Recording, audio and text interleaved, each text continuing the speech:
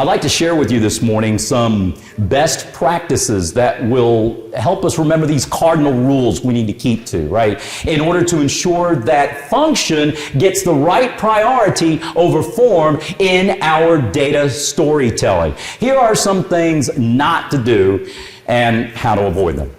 First of all, pie charts. Oh boy, you gotta love them or hate them. You know, there's typically no middle ground with these guys. I mean, some people think they're the best thing since sliced bread, while others say they're the spawn of the devil himself. However you might feel about pie charts. Let's say that your mother baked you a pie when you were a small child and said you could have it all. Well, maybe not all of it at one time, or else you'd, blow up like a balloon or something. So she cuts it into 4 slices. You got it? Okay? Now, how many of those 4 slices, a little bit of subliminal messaging going on here, how many of those 4 slices would you have to eat in order to consume the whole pie? Y'all tell me. Very good. All right. You're bright and early. Yeah, I did that on purpose, knowing that it was so early this morning, right? Okay, I'm just messing with you here. I'm not trying to insult anybody's intelligence. I'm simply being silly to make a point. And that point is, it should be pretty easy to tell that pie charts are supposed to show the parts of a whole. I mean, everybody ought to know that, you'd think. Not everybody gets it. I'll show you what I mean. Take a look at the pie chart shown in this fuzzy screenshot from a TV newscast. I see some problems with this chart right off the bat. First of all, if you add up the numbers, you get 193? Give me a break, man.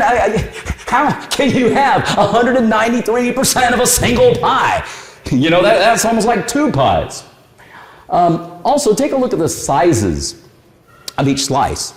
Now, 70 is bigger than 60, isn't it? Are we all agreed on that? Yeah, I see you nodding your heads. Good. And those of you online, I see you. No, I'm teasing. I cannot see you nodding your heads. I'm not clairvoyant.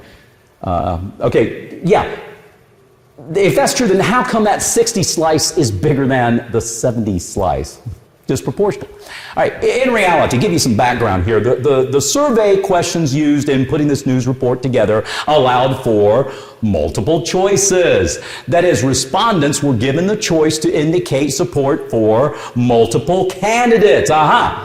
Another light bulb moment here, right? Now you see why the numbers add up to greater than 100. Okay, I mean, that's no excuse, of course, for the slices. You try to say that 3 times. Size slices. There's no excuse for them being disproportional here. But at least now you know why the numbers add up to greater than 100. And to be honest with you, in and of itself, that's not necessarily a problem. The problem here is that's not the way you do things in a pie chart. You know what? I would have to call this chart maybe just a little bit misleading, wouldn't you? Oh, yeah.